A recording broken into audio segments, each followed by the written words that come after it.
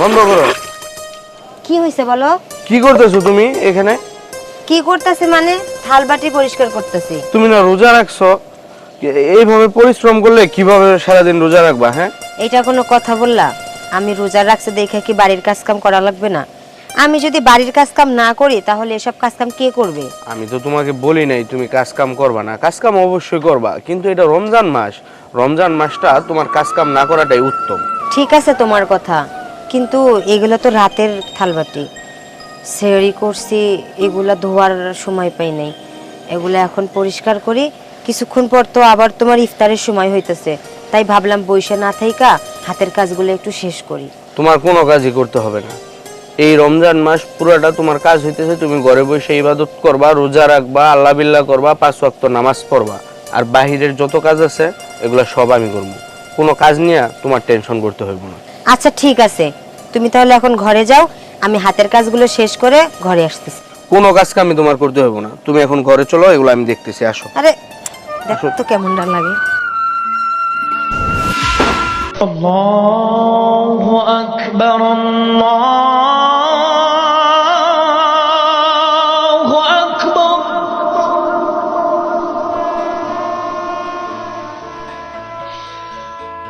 এই ঘটনা কি? হ্যাঁ, ইফতারি নিয়ে এসে কি সুন্দর নবাব সাথী বসে রইছে, এদিকে আমার খিদে পড়ন যেতেছে গা, আমার ইফতারির কোনো খবর নাই।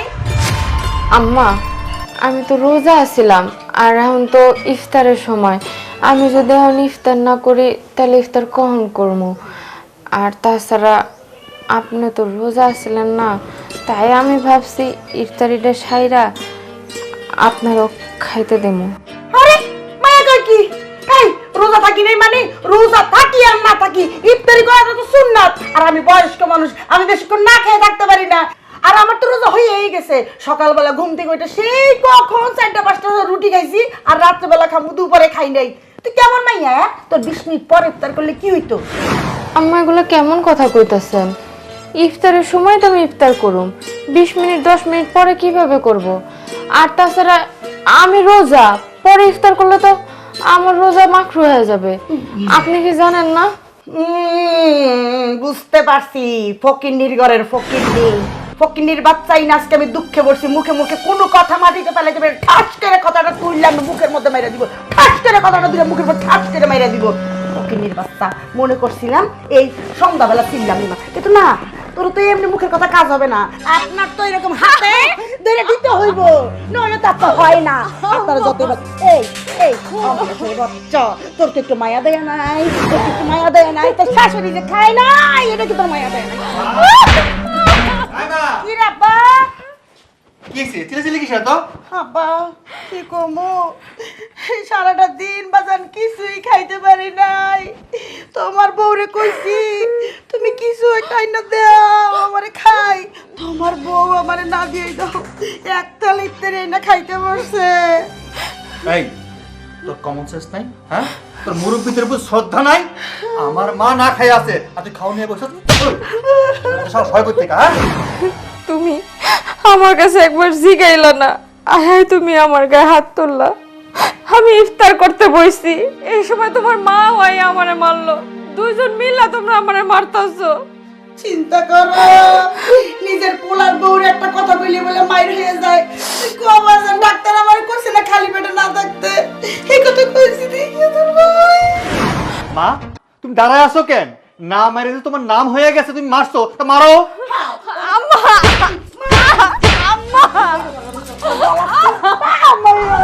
ওই গেছে মরতে, দেহ তো পুরা বাড়িটা আমি খুঁজা। আরে বাবা, বাপরে বাবা, কেলানের দি পুরা বাড়ি খুঁজে বেড়াইতেছি, তুমি এখানে দাঁড়া দেখতাম সে তো ঘরে ঘরে আইও।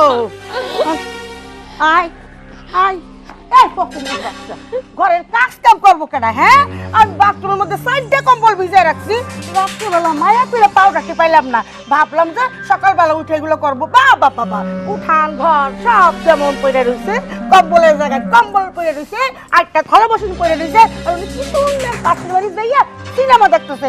এই আমি কি কেনা করবো? আম্মা, সকাল থেকে উঠা তো আমি সব কামই করতেছি। সে ফজরের নামাজ পড়া আমি আর শুই নাই। ঘর দুয়ার ঝাড়ে দিছি, হাড়ি পাতিল মাজছি, মরিচ গাছে সিম গাছে নতুন কইরা মাটি দিছি, পানি দিছি, সব কাজ করছি, কোনো কাজ বাদ দেই নাই। শরীর আর কুলাইতেছিল না, এই জন্য আমি কম্বলগুলো ধুইতে পারি নাই। ভাবছি কতক্ষণ বিশ্রাম নিয়া তারপর আবার কম্বলগুলো ধুবো।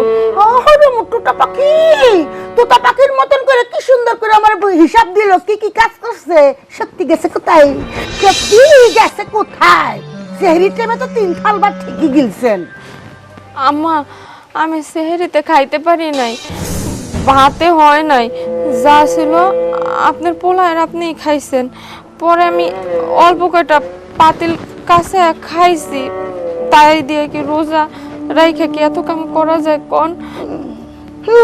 আরো কিছু কন, আমার পোলার খানা আমি খামু তাও আপনার নজরে পড়ে, আপনি হিসাব করে রাখেন। আর তার শাশুড়িকে খেলো এই ফকিনীর বাচ্চা, এই ঘরে বিয়ে হইয়া পর্যন্ত আসতো পর্যন্ত তোর বাপের কি আকল নাই? তোর বাপের কি বুদ্ধি নাই? মাই একটা বিয়া দিলে যে শ্বশুর বাড়িতে কিছু দিতে হয়, তোর সাথে একটা বান্দি দিয়ে দিত, ওই বান্দিয়ে কাজ কাম করতো, তুই ঠ্যাংের উপর ঠ্যাং দিয়া বয়ে থাকতি। ফকিনীর বাচ্চা, চাল নাই চুলা নাই, হ্যাঁ আমার ঘরে আইসা আমার সংসারটা এখন অলক্ষিয়ে ভরে ফেলাইছে, কোনো কাজ কাম তো শিক্ষা আসস নাই।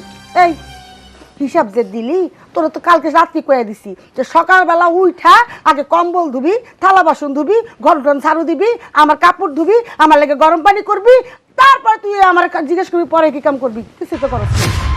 আম্মা কইলাম না, আমার শরীর অনেক খারাপ লাগতেছিল, শক্তি পাইতেছিলাম না।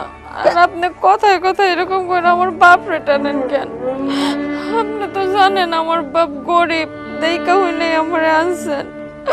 আমার বাপের যে সামর্থ্য নাই এটা তো আপনাকে জানান কথা। আরে বাবা, আমি তো পুরো ভিলেন হয়ে গেছি গা। তোমার বাপ যে গরিব, গরিবের মাইয়া আনছে কি লেগা? ঘর সংসারের কাজ কাম যেন ঠিকঠাক হয় না। এই ঘর আসার পর তুমি তো একেবারে নায়িকা হইয়া গেছো গা। গরিবের তো খালি একখানি অস্ত্র, কিছু কইলে পিচি পিচি চোখের পানি ফেলাইবো, আর পাবলিকের খালি মোশন লইব। এই আমার সামনে কানবি না, সোজা যা যা যা, কম্বলগুলো ধো যা। আম্মা এখন আমি পারবো না, পরে ধুয়ে দে মনে।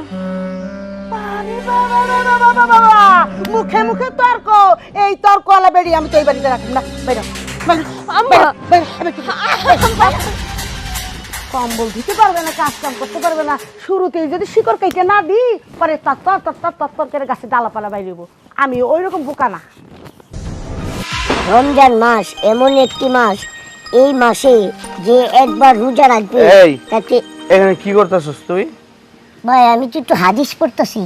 আচ্ছা, তুই যে জায়গায় হাদিসের বই পড়তেছস ভালো কথা, তুই কি তোর ভাবির দিকে একটু খেয়াল রাখবি না? কি কও ভাই, ভাবির দিকে খেয়াল আমি রাখবো কে? ভাবির দিকে খেয়াল তো তুমি রাখবা। চিন্তা করো ওর কথা।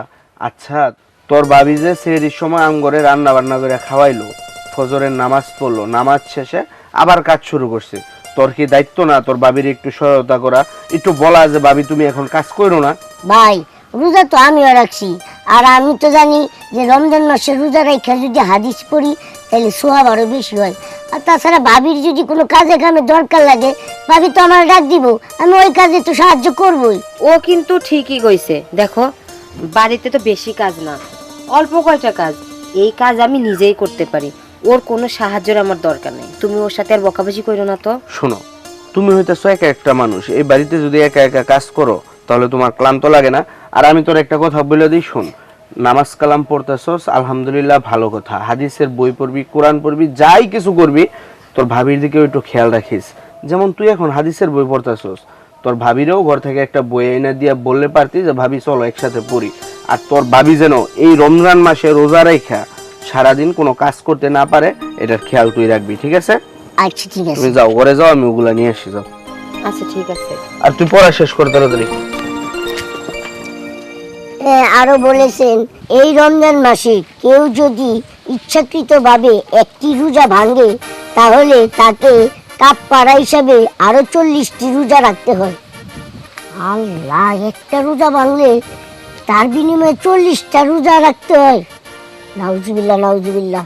আল্লাহ, এই রমজান মাসে একটা রোজাও ভাঙা যাব না, আর কত মানুষ একটা রোজাও রাখে না। আল্লাহ।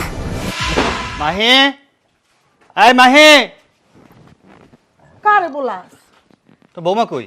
আরে বাপ রে বাপ, বৌমার কথা জিগাও তাই না? বৌমা থাকে কেন, কি হয়েছে?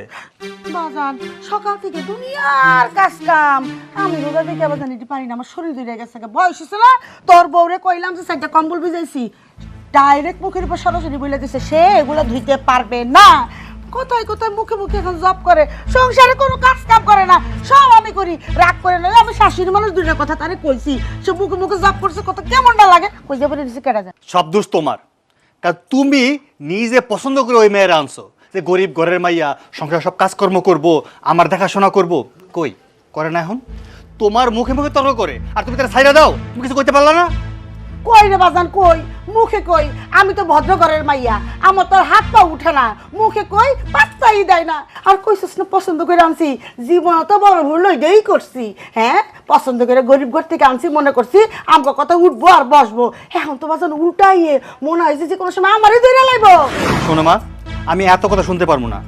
আমি আরো কত শখ করে আমার বন্ধু বান্ধবের দাওয়াত দিয়ে আসছি, 14-15 জন লোকাইবো, সন্ধ্যাবেলা ইফতার করবো, রাতে খাবার দাবার খাইবো। এই যে 5 কেজি গরুর মাংস নিয়ে আইছি, যে রান্না বান্না করলে আয়া সবাই খাইবো। কই এখন দিয়ে তোমাদের মধ্যে যে অবস্থা হয়ে রয়েছে, রান্না বান্না দূরের কথা, ওরা আসলে আমার মান সম্মান নিয়ে যাবো। আমি এখন কি করুম, আমি এখন কি করুম? তুই কি কস মানুষের শাশুড়ির মতন তোর বোর গায়ে হাত তুলতাম আমি?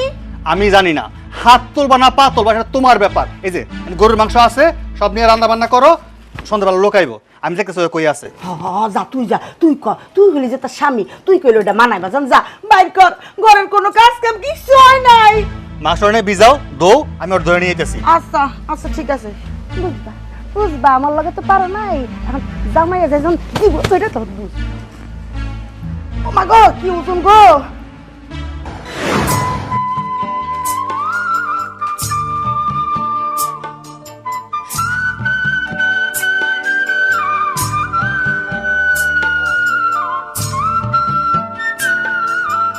এই যে কি ব্যাপার, এনে বসে বসে কি কি করতেছো তুমি? এমনি আমার শরীরটাও ভালো লাগতেছে না, আর মনটাও ভালো লাগতেছে না, এই জন্য এই জায়গায় এসে একটু বিশ্রাম নিতেছিলাম। ও, তোমার শরীর ভালো লাগতেছে না, মন ভালো লাগতেছে না, এজন্য বিশ্রাম নিচ্ছ, পুকুর ঘাটে আইছে না? শরীর মন ভালো থাকবে কিভাবে? মনের ভিতরে যদি হারামি থাকে, শয়তানি থাকে, শরীর মন ভালো থাকবে? ঘরের কাম কাজ ফালা রেখা এই পুকুর ঘাটে আইসা তুমি নেকা কান্না কান্তাছো, কি মনে করছো আমরা কিচ্ছু বুঝি না? তুমি এগুলো কি কও? তুমি নিজেও জানো সংসারের সব কাজ আমি একা করি, তার উপরে একটার উপরে একটা আমার শাশুড়ির ফরমাইশ আসছে। আজকে রোজা রেখা অনেকগুলো কাম করছি, আর পারতেছিলাম না, শরীরটা খুব ক্লান্ত লাগতেছিল। আমারে কইছি, আম্মা কইছে তুই যদি কাজ কাম না করতে পারোস তাহলে এই বাড়িতে থাকর লাগবে না, বাইরে হয়ে যা। এই কই আমার গার ধাক্কা দিয়ে বাইর করে দিছে, তাই আমি এই জায়গায় এসে বসে আছি। বাহ, নবাব জাতি, তারা ঘাড় ধাক্কা দিয়ে ভারী করে দিছে, আর সে পুকুর ঘাটে আইসা ইবাদত করতে হবে। শুনেন, রোজা রাখছেন বলে কি সংসারের কাজ করতে হবে না? এই সংসারটা কার? এই সংসারটা তো আমাগো, তাই না? আর সংসারের কাজ করলে তো হাত পায়ে ফুসকা করে যাবো না। আপনারা তো আমার মা কয় নাই যে অন্য সংসারের কাজ করতে, আম্মু নিজের সংসারের কাজ তো করতে কইছি, তাই না? শোন, তোরে ভালোই ভালোই কইতাছি, এই নেকা কানা বন্ধ কর, বন্ধ করে যা কাজ কর। আর একটা কথা, আজকে ইফতারের সময় আমার 14 জন বন্ধু বান্ধব আইব, সবার জন্য রান্না বান্না করতে হইব। কি কও তুমি? এত মেহমান? আমার আমার অনেক ক্লান্ত লাগতেছে আজকে। এমনি ঘরের সব কাম করছি, 3 বালতি কাপড় ধুইছি, ঘর বাড়ি ঝাড়ু দিছি, কতগুলা বাসন করুন মাজছি, আমার শরীর আজকে আর চলতেছে না। আজকে যদি আমি রান্না করতে যাই, আমি মাথা ঘুরে পড়ে যাবো, এক ফোঁটাও আমার শরীরে শক্তি নাই। ঢঙ্গের দেহি শেষ নাই, তারে সংসারের কাম করতে কইছি, সে হইছে এমন চালাইছা, সে দুনিয়ার অজুহাত দেখা বয়ে রয়েছে। শোন, আমার সংসার করতে হইলে না, আমার সংসারের সকল কাজ তোর একলাই করতে হইব। ভালোই ভালো কইতেছি, আয়, তোর খুব খারাপই আছে, একটা মাইন একটারে তাস কি লাগাইলাম।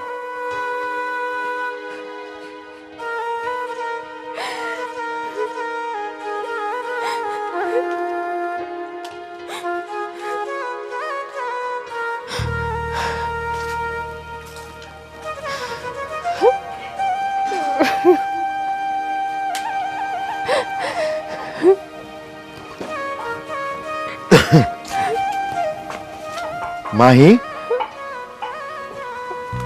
মা, কি রে তুই কোন সময় আইলি আর কাঁদতেছিস কেন? কি হয়েছে? আব্বা, আমি ওই বাড়ি থেকে চলে আইছি। আমি আর ওই বাড়িতে কখনো যাবো না। এখন থেকে আমি তোমার কাছে থাকবো আব্বা। শ্বশুর বাড়িতে চলে আইসস আর যাবি না, আমার কাছে থাকবি কেন? কি হয়েছে আমার কত? আমি আর সহ্য করতে পারি না। দিনের পর দিন তারা যে পরিমাণ অত্যাচার আমার উপরে করতেছে, এইটার আমি মানতে পারতাছি না। সংসারে আমি গরুটার মতো খাটি। সেই বিয়ান বেলা উঠি, সারাদিন আমি কামের উপরে থাকি। জানো আব্বা, কাম শেষ আমার কটা খাইতেও দেয় না। পেট ভরা খাইতে গেলেও আমারে মারে। সবসময় খালি আমার মারতে থাকে। আমার শরীরটা জখম হয়ে গেছে। আমি আর ওই বাড়িতে যাবো না। জামাই কিছু কয় না? না আব্বা, হ্যাঁ তো কিছু কই না। উল্টা হ্যাঁ হ্যাঁ মার কথা আমার ওরা মারে। বুঝতাম আমার কোনো দোষ, কোনো অপরাধ, আমি চুপ করে থাকতাম। কিন্তু তারা তো সবসময় খালি সময় খুঁজে, কোন সময় করে আমার মারণ যাইবো। তুমি কও আব্বা, আমি কেমন মাইয়া? আমি শেষ হয়ে যাইতেছি, আমার আর পাঠাইও না। মারে, মানুষের বাইরের রূপ দেখে তো বোঝা যায় না তার ভিতরের মানুষটা কেমন।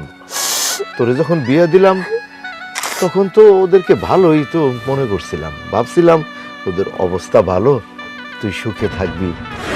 জামাইটাও তো দেখতে শুনতে ভালো, কিন্তু ওদের মনের ভিতরে যে এত নোংরা আমি তো আগে জানতাম না মা। তো মা, আমি বাপ হিসাবে আমি তোরে এই কথাটাই আমি বলবো, মেয়ে হইয়া জন্ম নিছোস, পরে সংসার তো তোর করতেই হইব। আর সংসারে থাকলে একটু ঝামেলা তো হইবই, একটু সইয়া নে মা। এটারে কি সংসার কয় আব্বা?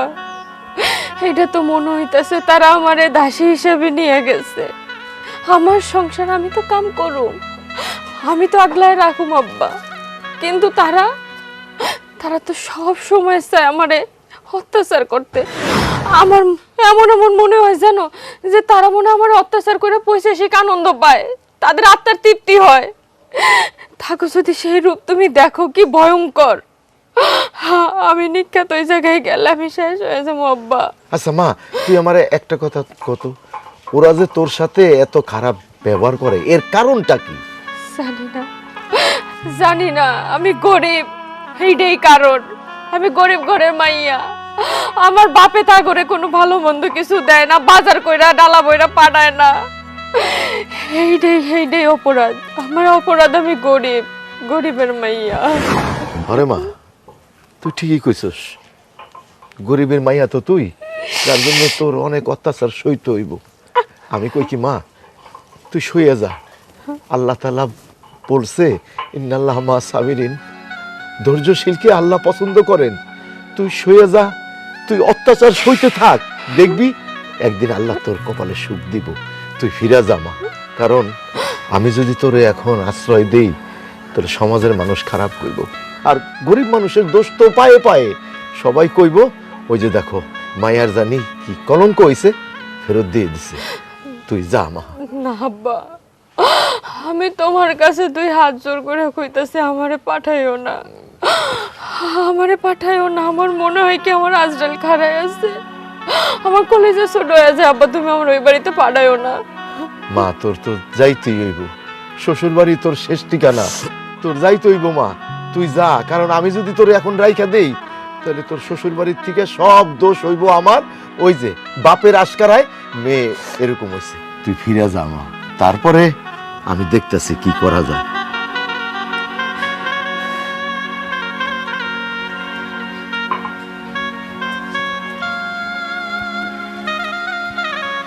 আমার মায়াটার উপরে এইভাবে অত্যাচার করতেছে, এইভাবে নির্যাতন করতেছে, ওদের কি একটু মায়া দয়া হয় না? আর হইবই কেমনে?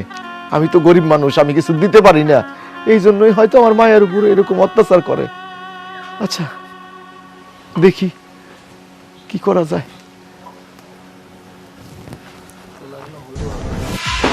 ইস, আজকে সময়টা তো কোনোভাবেই যাইতেছে না, অনেক খারাপ লাগতেছে। মনটা চাইতেছে রোজাটা ভাঙ্গেলাই, কিন্তু রোজা তো ভাঙন যাব না।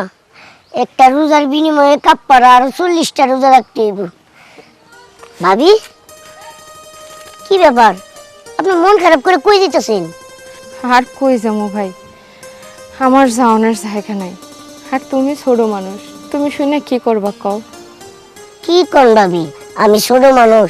শুনেন একটা কথা কই, আমি কিন্তু কোরআন শরীফ পড়তে পারি, আমি কিন্তু হাদিস পড়তে পারি। আর আমি এই রমজান মাসে একটা রোজাও ভাঙি নাই, সবগুলাই রোজা রাখবো ইনশাল্লাহ। আপনি আমারে কোন? আর কি কমু দুঃখের কথা, কারে বুঝামো, কারে কমু? ছোটবেলায় আমার মা মারা গেছে, বাপটাই আমারে বড় করছে। বিয়া হয়ে গেলাম শ্বশুর বাড়িতে, মনে করছি কি নিজের সংসার গুছামু, নিজের ঘর হইব, সব কিছু। মা পাইছি, স্বামী পাইছি, কিন্তু না, তারা আমার দাসী করে লয়ে গেছে। সবসময় মনে হয় কি আমি একটা দাসী, যত পারে আমার উপর অত্যাচার চালাইতে থাকে, দিন রাত আমারে খাড়ায় ভাই। তাতে আমার কোনো কষ্ট নাই, আমার সংসার আমি তো কাম করুম, কিন্তু কাম করেও তো মন আমি পাই না। অত্যাচারের উপর অত্যাচার, সারা দিন রাত খালি মায়ের আর মায়ের। আমি গরিব বাপের মাইয়া, এইটা আমার অপরাধ। আজকে আমার মায়েরা এমন অবস্থা করছে যে আমি শরীরটা লয়ে আর উঠতে পারি না। কষ্টে দুঃখে গেছিলাম বাপের বাড়ি, আর শ্বশুর বাড়ি থাকবি না, লাগবো না সংসার, বাপের বাড়ি যা পয়রা থাকি।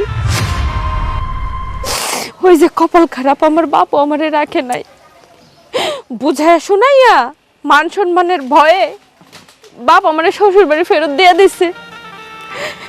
এখন কই যাইতেছি জানি না, কই যাবো তাও জানি না ভাই। ভাই নিজের খুব অসহায় লাগতেছে ভাই। ভাবি আসলে কি কমু, এই একটা রমজান মাস, তারপরেও মানুষ কেন ভালো হয় না? যারা যারা এই জীবনে আকাম কুকাম যত কিছু করছে, তাদের উচিত একটা রমজান মাসে অন্তত ভালো থাকার কথা, কিন্তু তারা কি করে? তারা আরো বেশি খারাপ হয়ে যায়। যাই হোক ভাবি, আপনি আর কান্নাকাটি করেন না, আপনি এক কাজ করেন, আপনি আমার সাথে চলেন। আমার ভাবি আছে না, আমার ভাবির সাথে সবসময় থাকবেন, তাইলেই হইব। না না ভাই, তুমি কইছো তাতে আমার শান্তি লাগছে। আমি তোমাকে বাড়ি যাবো না, আল্লাহর দুনিয়ায় কোথাও না কোথাও আমার ঠিকই জায়গা হইব। কি কোন ভাবি, এটা কোনো কথা কইলেন? শোনেন, আমি আপনার একটা কথা কই, মনে হয় আপনি তো রোজাও রাখছেন। এই রোজা রমজানের দিনে রোজা রাখা, সংসারে কাজ কাম কইরা অত্যাচার নির্যাতন কেমনে সহ্য করেন? আপনি না হয় আজকে একটা দিন আমার বাড়িতে থাকলেন, আমাদের সাথে ইফতার করলেন, চলেন। আপনি আর কোনো না কইেন না, আসেন আমার সাথে, আসেন। মা, ওই মা, ওমা, কি কি কি কি হয়েছে? কি এই ও গেল কই? ওর তো খুঁজে পাইলাম না। পাও নাই? না, যাবগা যাবগা, ওর মতনের মহাপয়া অলক্ষী মাইয়া আমার বাড়িতে না থাকলেও চলবে। আরে গেছে না হয় বুঝলাম, কিন্তু বিষয়টা হইতাছে কি আবার উল্টা পাল্টা কিছু করে নাই তো? পরে ফাঁসা যাবো না তো?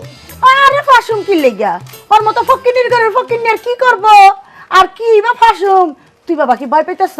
না, ভয় পামো কেন?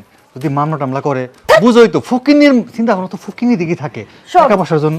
কথা কম কর, তোর আমি যেটা কই এইটা কর। এমনি তো আমার মনে মনে ওই মাইয়াটারে কোনোভাবে সহ্য হইতেছে না। ও যদি এইভাবে ভালোই ভালো জায়গা পাবেন, তোরা তো আমার জন্য অনেক ভালো। গেলে জাগা, শুধু দোয়া কর, জায়গা জানো কোন দিক মইরা পইরা থাকে, তোর তো ভেজাল একবারে গেল গা। কিন্তু মা, মরে গেলে আমার যে বউ লাগবো, বউ পামু কই? সেই চিন্তা কিন্তু তোমার মা কইরে রাখছে। আব্বা, একটা সুন্দর খবর আছে। কি খবর কও? আমার বোনের মাইয়া আছে না, জুলেখা, জুলেখা। ওই জুলেখা? হ।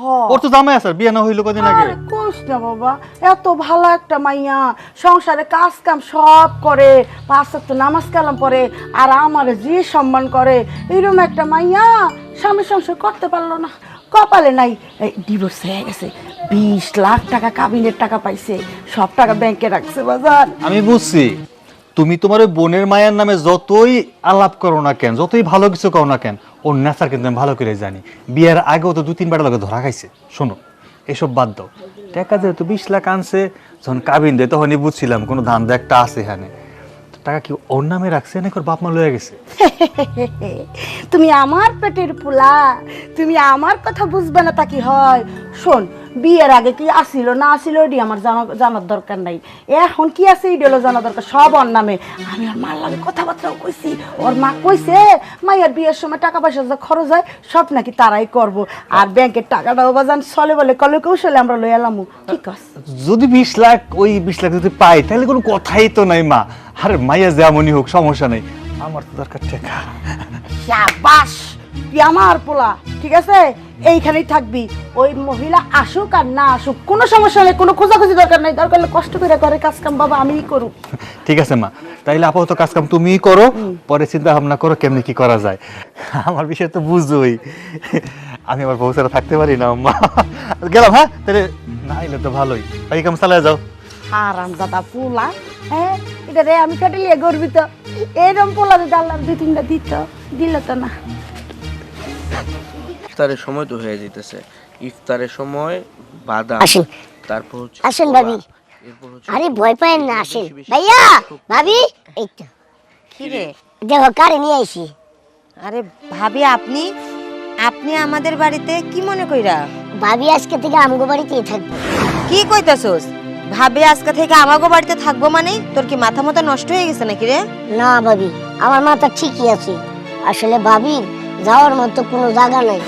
ভাবির সংসারে তার শাশুড়ি অত্যাচার করে, অনেক নির্যাতন করে। তা তো আমরা সবাই জানি।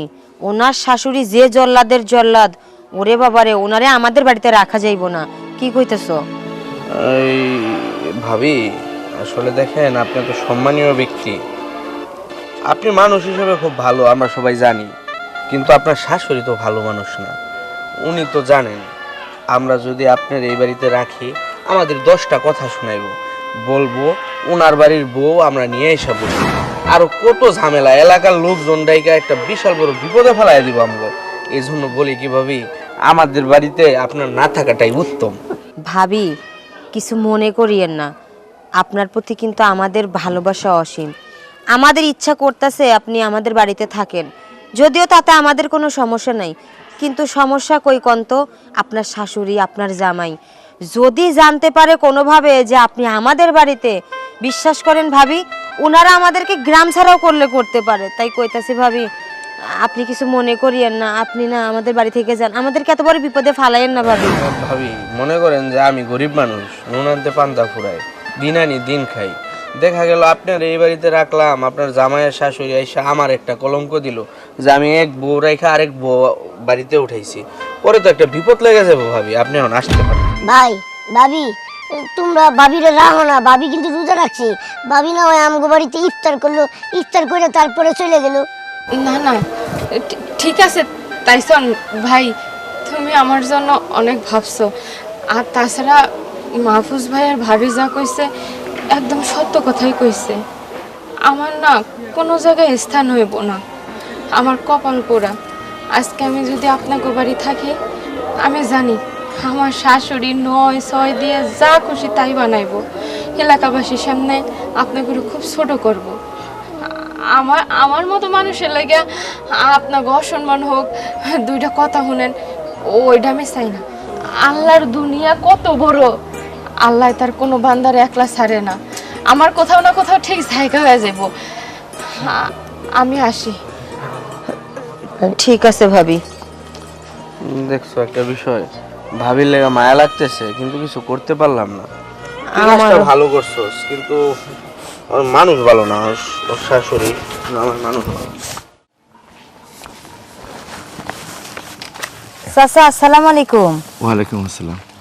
আপনি মাহি ভাবির বাপ না?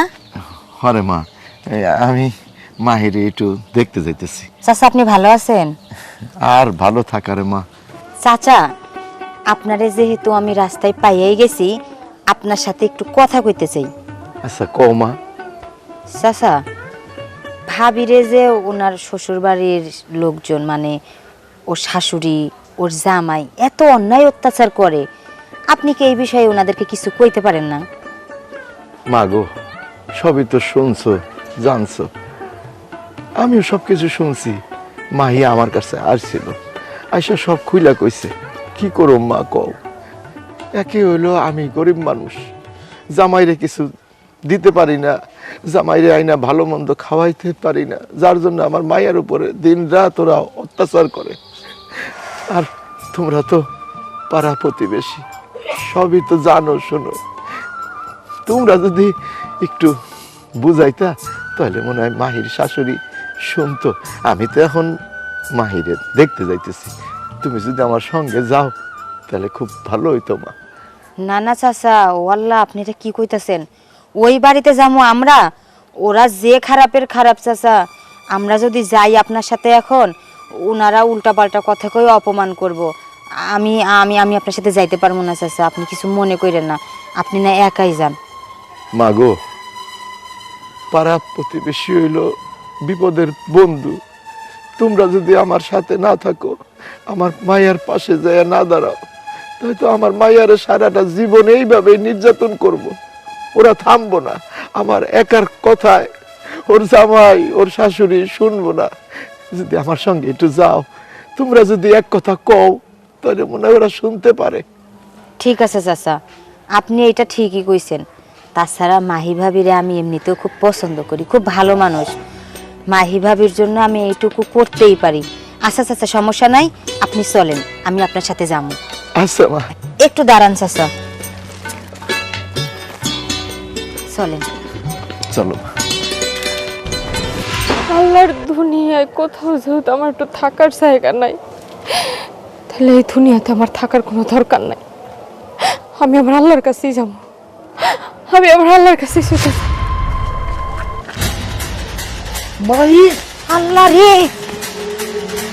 মাহি, ভাবি, মাহি তুই কি করতেছ সেগুলা? ভাবি আপনি এগুলো কি করতেছেন? আল্লাহ, কি রে মা, তুই জানোস না আত্মহত্যা করা মহাপাপ? আমি সব জানি, আমি সব জানি বাজার তো এইভাবে পয়সা টাকা পাপ, কারণ আমি আমার আত্মাটারে কষ্ট দিতাছি। আমার মনে হইতেছে আমার শরীরের মধ্যে আমি আত্মাটারে বন্দি করে কষ্ট দিতাছি। আমার এইভাবে বাঁচতে মন চায় না। দুনিয়ার একটা মানুষের কাছে আমার দাম নাই। আল্লাহর এত বড় দুনিয়া আমি একটু জায়গা পাই না থাকুনে। আমি বাঁচতে চাই না বাজার। আরে তুই মইরা গেলে তো আমিও মইরা যাব। আর যত কিছুই হোক, ওর তো সমাধান আছে। আমি তো তোরে কইছি এই ব্যাপার নিয়ে আমি কথা কমু, তো তুই এই সিদ্ধান্ত কেন নিতে গেলি? আমার জীবনের একটাই সমাধান, আমি মইরা গেলে সব সমাধান। আব্বা, আরে মা না, মইরা গেলে সব সমাধান হয় না। সব কিছু বাইসে থেকে সমাধান করতে হয়। কেনা মরে গেছে আব্বা? আরে তো হাউকা কেন? কি হইছে? তো হাউকা কইছে, ঘটনা কি? এনে কি হইতাছে? আপনি চুপ করেন। আপনি চুপ করেন বিআইন সাহেব, আপনার মুখে আমি কোনো কথা শুনতে চাই না। আমরা গরিব মানুষ, দিনের পর দিন আমার এই মায়াটার উপরে অত্যাচার করছেন, আমি শুনছি। মেয়ের বাবা হয়ে আমি কোনো প্রতিবাদ করি নাই, কারণ আমি তো মেয়ের বাবা। মেয়ের বাবারা সব সময় নিচু থাকে। আমি আমার মায়ের সান্ত্বনা দিছি, মারে সংসার করতে গেলে অনেক কিছুই হয়, কিন্তু আপনারা সেটা শোনেন নাই। আপনারা ভাবছেন ও গরিবের মাইয়া, ও কিছু কইতে পারবো না, কোনো প্রতিবাদ করতে পারবো না। কিন্তু বিআইন সাহেব, বিয়ে দেওয়ানোর সময় আপনার হাতের উপরে আমার মায়ের হাতটা রাইখে আমি কইছিলাম, বিআইন সাহেব আমি গরিব মানুষ, আমার একমাত্র মাইয়া, আপনারা দিয়ে গেলাম আপনার মাইয়ার মতো দেখেন। কিন্তু না, আপনি তা দেখেন নাই। আর দেখবেন কেমনে? আপনার তো কোনো মেয়ে নাই, আপনার তো ছেলে। মেয়ের তরত আপনি বুঝবেন না।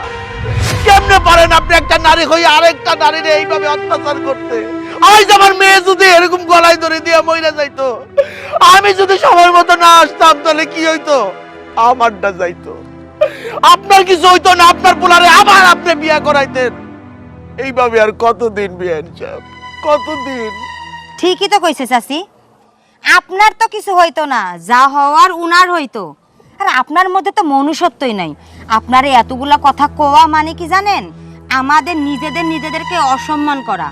আপনি একটা জিনিস খেয়াল করে দেখেন তো, এই গ্রামের মধ্যে কারো সাথে কি আপনাদের কোনো ভালো সম্পর্ক আছে? নাই। আরে আপনারা এতটাই খারাপ মানুষ যে আপনাদের বাড়ির যদি একটা কুত্তাও আমাদের বাড়িতে যায়, তাদেরকে খাইতে দিতে গেলে আমাদের ভয় লাগে, আমাদের সম্মান নিয়ে আপনারা টানাটানি করতে পারেন। এসব কথা মনে কইরা ওই কুত্তাটাকেও আমরা খেদাইয়া দেই। আরে আপনারা কেমন মানুষ কন্ত? আপনারা তো মানুষ না, মানুষ না, মানে আপনারা কাল সাপ।